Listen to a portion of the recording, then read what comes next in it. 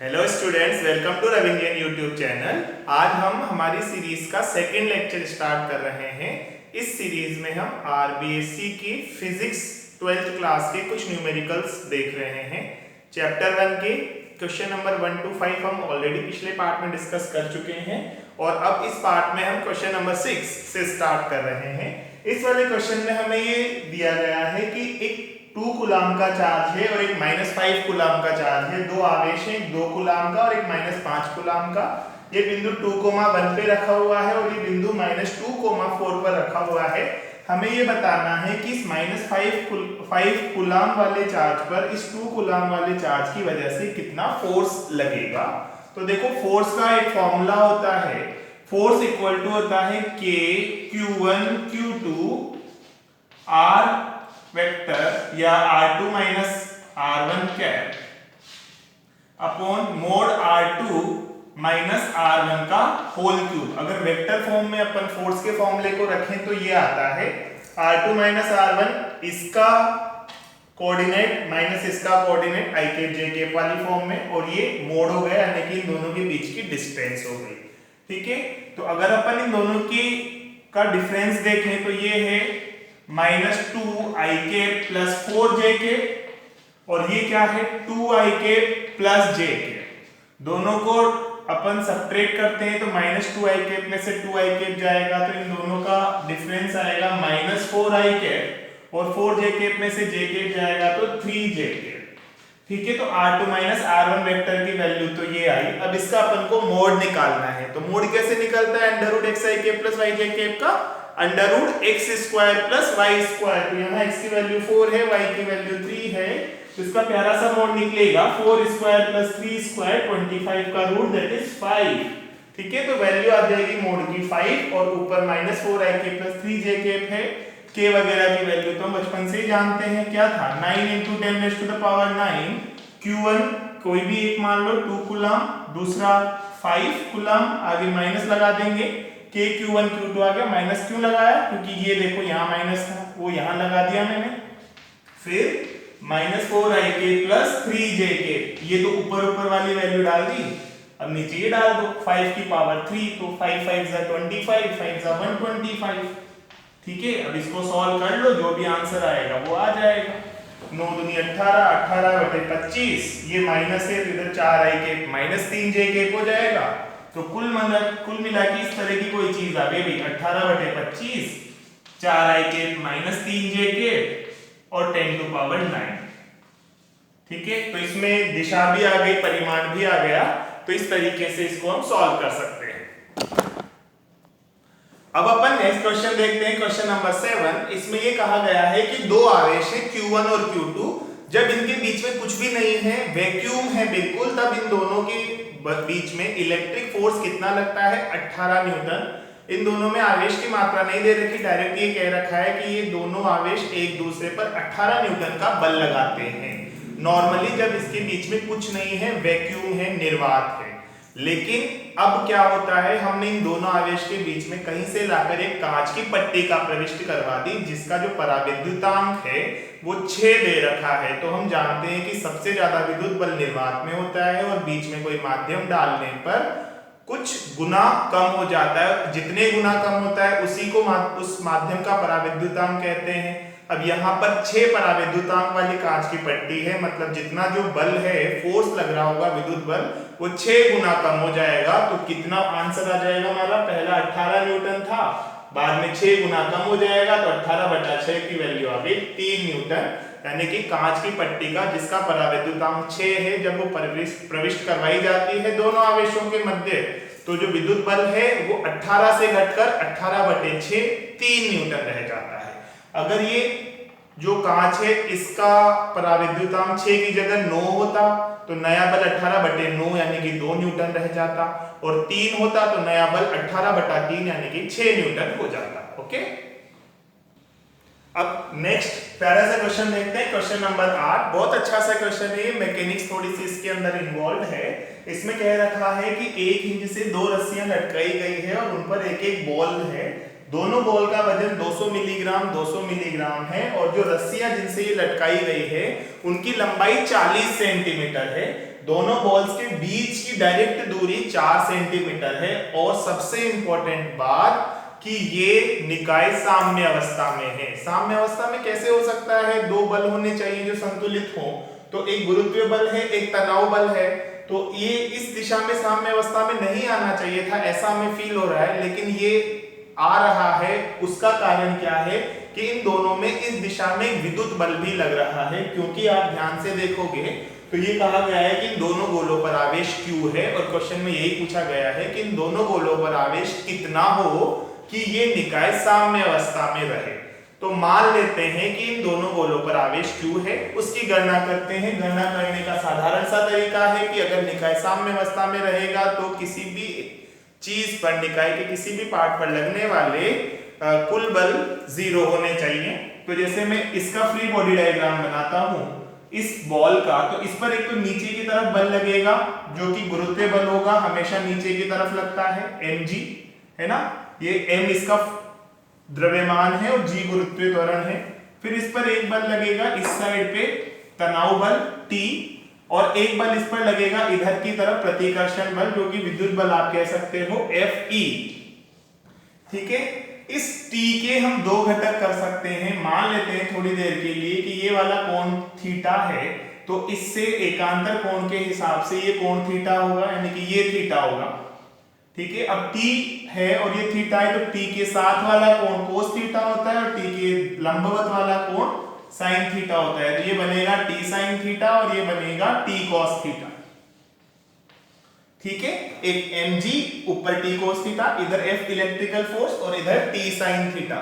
तो अगर ये बॉल जो है वो साम्य अवस्था में है तो इसमें ऊर्ध्वाधर बल भी संतुलित अवस्था में होने चाहिए और क्षैतिज बल भी साम्य अवस्था में होने चाहिए, यानी कि बराबर होने चाहिए। तो इससे हमने एक निष्कर्ष निकाला कि T cos थीटा बराबर mg होना चाहिए और T sin थीटा बराबर Fe होना चाहिए इलेक्ट्रिकल फोर्स, जिसका फॉर्मूला हो जाएगा K Q1 Q2 यानी कि K Q स्क्वायर बटे R स्क्वायर, जहां R इन दोनों के मध्य की दूरी है।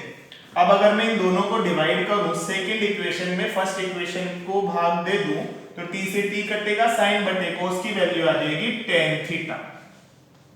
ठीक है, और इधर क्या आएगा K Q square divided by R square into mg। ठीक है, सेकंड इक्वेशन में फर्स्ट इक्वेशन को डिवाइड करने पे ये आ गया।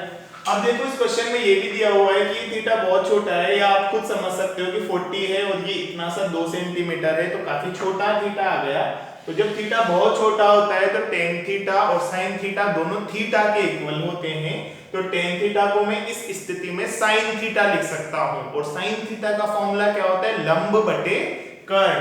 तो ये थीटा है तो इसके सामने वाली भुजा लंब हो गई और ये जो टेढ़ी वाली भुजा है वो कर्ण हो गई। इस वाले समकोण त्रिभुज में अगर अपन देखें तो टोटल दूरी 4 सेंटीमीटर है, तो ये भुजा 2 सेंटीमीटर हो गई। तो साइन थीटा का फॉर्मूला क्या आ गया?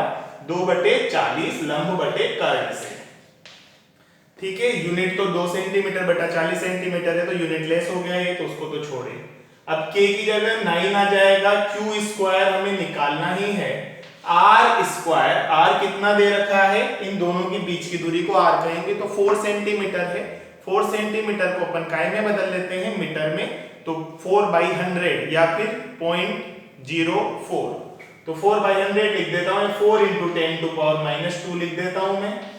इसका स्क्वायर आ जाएगा r स्क्वायर की जगह। m क्या है? इसका द्रव्यमान जो कि किलोग्राम में रखना है, तो 200 मिलीग्राम मतलब 200 × 10⁻³ ग्राम, यानी कि 2 × 10⁻1 ग्राम। किलोग्राम में करना है तो 2 × 10⁻4 किलोग्राम। तो ये हो गया 2 × 10⁻4 किलोग्राम। और जब g लिखेंगे तो g की जगह 10 रखेंगे। ये सारी वैल्यूज जो दी हुई है इसको इधर उधर करके जब अपन q की वैल्यू निकालेंगे तो हमारा फाइनल आंसर निकल के आएगा 4/3 × 10⁻⁻7 कूलम। ठीक है, तो आगे की कैलकुलेशन हमारा मोटिव नहीं है, हमारा मोटिव है कि हम इस कंसेप्ट को अच्छे से समझ पाए, है ना, कि एक बॉल है, उस पे नीचे की तरफ बल लग रहा है, ऊपर की तरफ बल लग रहा है, इधर लग रहा है, उधर लग रहा है। साम्य अवस्था में तभी होगी जब ये सारे बल संतुलित हों और एक और कॉन्सेप्ट यहाँ पे काम आया कि जब थीटा बहुत छोटा होता है तो टेन थीटा को हम साइन थीटा यूज कर सकते हैं कैलकुलेशन को आसान बनाने के लिए। ओके, अब अगला क्वेश्चन नंबर 9 है हमारे पास कि दो आवेश दिए गए हैं 9 कूलम और 4 कूलम जो एक दूसरे से r सेंटीमीटर या r मीटर दूरी पर रखे हुए हैं। हम इन दोनों आवेशों को मिलाने वाली रेखा के बीच में किसी एक बिंदु पर एक आवेश q रखते हैं जो कि 9 कूलम आवेश से x दूरी पर है। तो इस x का मान क्या होना चाहिए कि ये जो x का मान क्या होना चाहिए कि जो 9 कूलम और 4 कूलम वाला जो आवेश है वो साम्य अवस्था में रहे और जो q है वो भी साम्य अवस्था में रहे, यानी कि ये जो q है ना वो इधर उधर नहीं भागे, ये ध्यान रखना है। यानी इस पर इधर से लगने वाला बल और इधर से लगने वाला बल बराबर हो जाना चाहिए। तो हम देखते हैं कि 9 कूलम आवेश वाला इस q पर कितना बल लगाएगा अगर ये x दूरी पर है। टोटल r है, ये x है, तो सबसे पहले ये दूरी मैं बता दूं कितनी होगी, r में से x गया तो r माइनस x। तो इससे इधर लगने वाला बल क्या होगा, k into q into 9 k q1 q2 upon r square, और इससे इधर लगने वाला बल क्या होगा, k q4 upon r minus x का होल स्क्वायर। ठीक है, जब इन दोनों को इक्वल करेंगे तभी जाकर ये q साम्य अवस्था में रहेगा, k q से k q कट गया, इधर बच गया 9 अपॉन 4 और इधर बच गया x upon r minus x का होल स्क्वायर। भाई ये x square upon r minus x का स्क्वायर आएगा, दोनों को अपन x upon r minus x का होल स्क्वायर लिख दिया। अब दोनों तरफ अगर अपन अंडर रूट ले लें तो क्या आएगा, 9/4 की वैल्यू आ गई 3/2 और इधर वैल्यू आ गई x upon r minus x, इसका पॉजिटिव वाला मान आ जाएगा। हम जानते हैं कि r बड़ा है x से तो r माइनस x ही पॉजिटिव आएगा और अंडर रूट लेने में पॉजिटिव वैल्यू निकलनी चाहिए, तो हमने डायरेक्ट यही लिख दिया, x upon x minus r वाला फैक्टर नहीं लिया। ठीक है, अब इसको इधर मल्टीप्लाई इसको इधर मल्टीप्लाई तो क्या बना 3r माइनस 3x। ओके, और इधर 2x, तो 3r की वैल्यू क्या आ जाएगी हमारी 5x। तो हमें निकालना है x, तो x की जगह पर पुट कर देंगे 3r डिवाइडेड बाई 5। ठीक है, तो इस तरीके से x की वैल्यू फाइंड आउट हो गई, यानी कि ये जो दूरी है वो इस पूरी दूरी की 3/5 गुना होनी चाहिए। अगर ये 5 सेंटीमीटर टोटल लेंथ है तो ये 3 सेंटीमीटर पर यहां से हमें रखना पड़ेगा, जिससे ये जो आवेश q है वो संतुलन अवस्था में बना रहे। ओके, अब नेक्स्ट क्वेश्चन देखते हैं, क्वेश्चन नंबर 10। इसमें हमें ये दिया गया है कि दो आवेश q और q समान परिमाण के दो आवेश हैं जो एक दूसरे से r दूरी पर रखे हुए हैं और उनके बीचों बीच एक अज्ञात आवेश रखा गया है। बीचों बीच मतलब इधर से भी r/2 दूरी पर और इधर से भी r/2 दूरी पर। तो इस अज्ञात आवेश का मान क्या होना चाहिए कि पूरा निकाय संतुलन अवस्था में बना रहे। तो सबसे पहले अगर मैं इसकी बात करूं तो ये तो संतुलन में ही रहेगा, क्योंकि ये दो समान आवेशों से समान दूरी पर स्थित है। ये इस पर इधर बल लगाएगा, ये इस पर इधर बल लगाएगा, तो ये वाला बिंदु तो कोई टेंशन वाली बात नहीं है, ये तो संतुलन में ही रहेगा। अब हमें टेंशन किस चीज की है, संतुलन में कौन सा होने की संभावना नहीं है, वो ये है कि ये अगर ये कुछ q आधा टेढ़ा हो गया ना तो शायद इसका संतुलन बिगड़ जाएगा। तो हम इसको भी संतुलन में बनाए रखना चाहते हैं, तो हम इस पर लगने वाले नेट बल को 0 कर देंगे। लगने वाला परिणामी बल अगर इस पे 0 हो गया तो फिर ये संतुलन में होगा, और ये संतुलन में हो गया तो संपूर्ण निकाय संतुलन में हो जाएगा। सेम बल इस पर भी लगेगा, तो हम q का ऐसा मान ज्ञात कर लें जिससे इस पर लगने वाला परिणामी बल 0 हो। तो देखो इस पर लगने वाला परिणामी बल किस से आएगा, एक तो इससे और एक इससे। तो इसकी वजह से बल छोटे वाले की वजह से आएगा k/q divided by r square upon 4, r/2 तो बाई 4 आएगा, r/2 का होल स्क्वायर करेंगे तो 4 ऊपर जाएगा ही सही ना, प्लस इसकी वजह से क्या लगेगा भाई k/q डिवाइडेड बाई ये पूरी दूरी r स्क्वायर, दोनों का एडिशन क्या होना चाहिए 0। अब कुछ कॉमन आ रहा है तो देख लो, अच्छा सा प्यारा सा कॉमन आ रहा है, ये kq अपॉन r स्क्वायर, यहाँ क्या बनेगा 4q और यहाँ क्या बनेगा अकेला q। ठीक है, kq बाई r स्क्वायर तो कॉमन आ गया दोनों जगह से, यहाँ बच गया 4q और यहाँ बच गया प्लस q।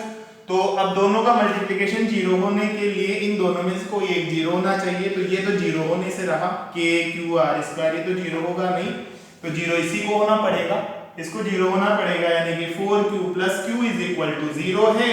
तो देखो q की वैल्यू क्या आ गई, माइनस q डिवाइडेड बाई 4, यानी कि बीच का जो आवेश है ना उसे कितना होना चाहिए, q अपॉन 4 परिमाण में, और चिन्ह में इनका जो भी आवेश है उसकी तुलना में विपरीत होना चाहिए। जैसे अगर ये 4 माइक्रोकूलम के आवेश है तो इसे -1 माइक्रोकूलम का आवेश होना पड़ेगा, और अगर ये दोनों -4 माइक्रोकूलम के आवेश हैं तो इसे +1 माइक्रोकूलम का आवेश होना पड़ेगा। तो आज के वीडियो के लिए इतना ही काफी है। नेक्स्ट वीडियो में हम क्वेश्चन नंबर 11 से सॉल्व करेंगे। इससे पहले वाले वीडियो की लिंक मैं इस वाले वीडियो की डिस्क्रिप्शन में डाल दूंगा, आप वहां से देख सकते हैं। Thank you.